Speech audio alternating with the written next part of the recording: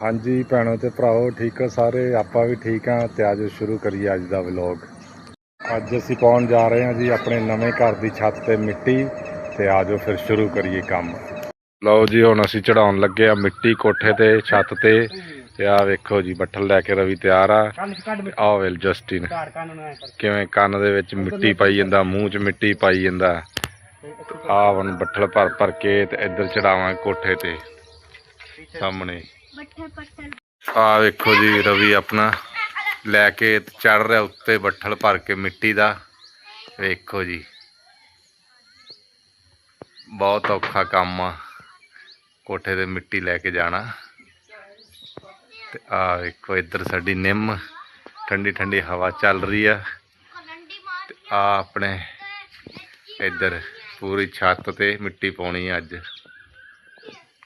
आ गया बट्ठल सिट के आई जांदा थल्ले।